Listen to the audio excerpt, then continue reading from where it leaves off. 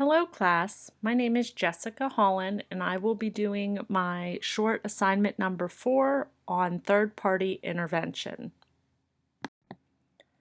The scenario that was given to us is a business dispute from employee to employee. I would be doing an informal intervention, and this is more likely for interventions like helping friends, work associates, or family members. We must remember conflict is a normal part of everyday life, and in simple terms, it's a struggle between people. When there is a communication problem, it helps to talk it out. Remember, conflict is rooted in people's perceptions. Mediation brings advantages to the management of conflict. It allows both parties to view each other's perception. The parties know better than any outsider what will work for them. And with the assistance of a mediator, they can craft unique solutions that work for them. Mediation helps the parties meet their underlying interests rather than fight over positions. Informal mediation is cheaper than arbitration, and parties are usually more satisfied with the process. Now, for the scenario, I would have Tim and Laura have a sit-down meeting, and I would go through these stages of mediation, which include entry, diagnosis, negotiation, agreement, and follow-up. The first stage is the entry stage of mediation. I would explain the process, clarify my role, and establish my credibility, and explore consequences if mediation does not happen. At this point in the entry stage, my name's Jessica and I am the mediator, and I'm meeting with Laura one-to-one. And Laura is a new editor, one out of a group of 7 employees, and she's been with a large New York publishing group for about a month. I would say, "Hello Laura, my name is Jessica and I will conduct an informal mediation between you and Tim. First individually, then together to see if we can find a solution. I'm a neutral person and I do not have any interest in a specific outcome.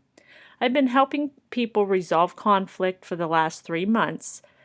I would ask, are you willing to participate and have me conduct an informal mediation between you and Tim in hopes of coming to a solution?" Laura replied, "Yes, I hope we can find a solution." I said, "Great, that is the goal. Where are you now?" Laura says, "I have recently transferred to another department and I am unhappy." The next step in the entry stage is I would sit down on a one-on-one meeting with Tim. Now, Tim is a senior editor in this New York publishing company.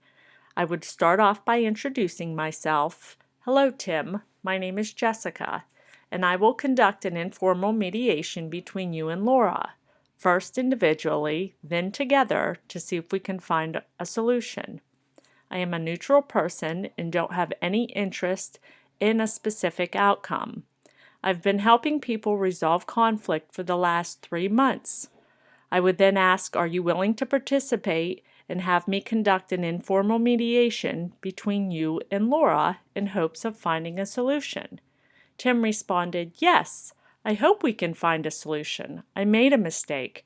I feel awkward while working with the rest of the group because everybody in the office knows about the situation."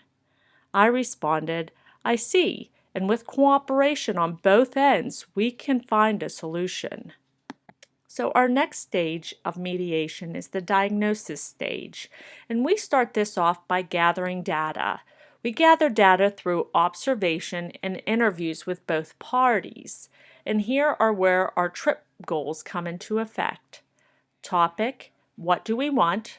Relational: who are we to each other? Identity: who am I in this interaction? And procedure: what communication process will be used?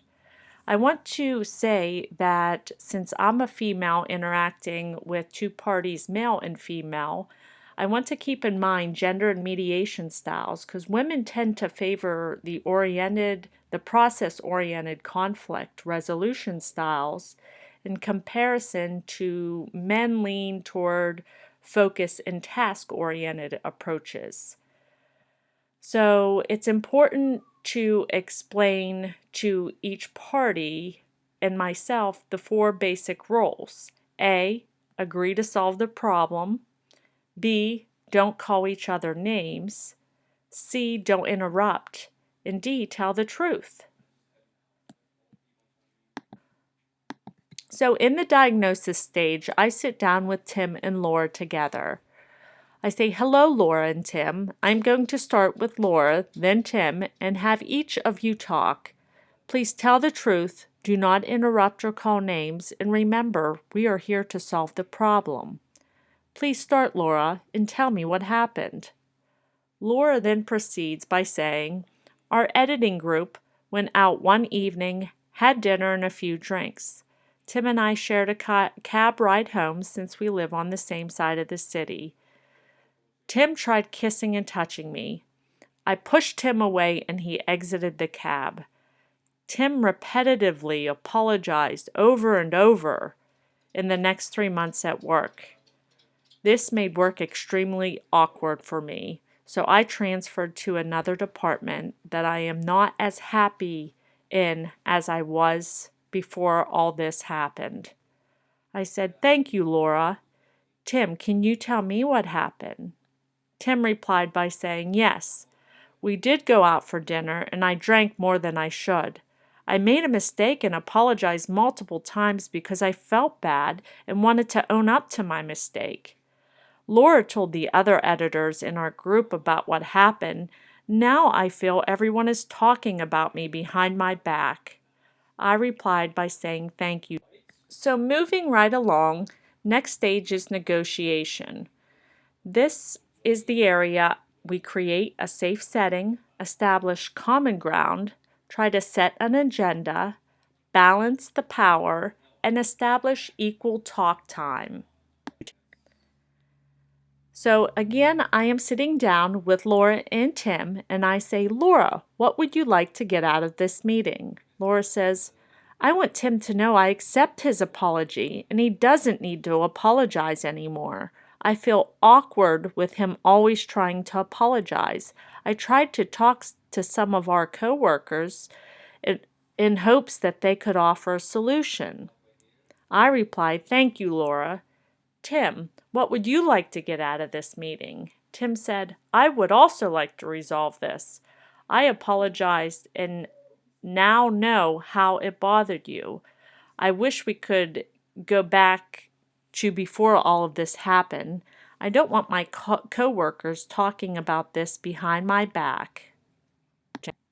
The next stage is the agreement stage. In this stage, we generate different ways to meet interests. We specify who, what, when, where, and how, and we agree on a form of agreement, whether it be oral, written, or legal. In the agreement stage, I am sitting down with Laura and Tim together, and Laura replies, me too. I will apply for a transfer on Monday, and we can tell our coworkers on my first day back that we've resolved this situation, so they quit talking. Tim replied, I think this is a good plan. Then I replied, Tim and Laura, we seem to have come to an oral agreement.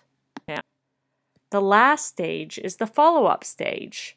And at this stage, we explain the process, we clarify and establish credibility, we explore consequences if the mediation did not happen. Lastly, in the follow-up stage, I'm sitting down with Tim and Laura and I say, Tim and Laura, would you like me to mediate with your coworkers about this situation? Tim says, no, I think we can talk to them, and Laura responds by saying, yes, we can talk to them. I then go through and say, Tim and Laura, you have come to an oral agreement in which Laura will transfer back to the group, and both Tim and Laura will speak to the group, letting them know the issue is resolved. I will then have a follow-up meeting with Tim and Laura about 1 week after Laura returns to work to see how things are going. Tim responds, sounds good, with Laura's response of, yes, sounds good. I just want to point out with this, the key to effective mediation is the level of competence of the mediator and the motivation of both parties. That is how you come to a solution. I would like to thank everybody, and here is our textbook for my reference, and hope everybody has a great day. Thank you.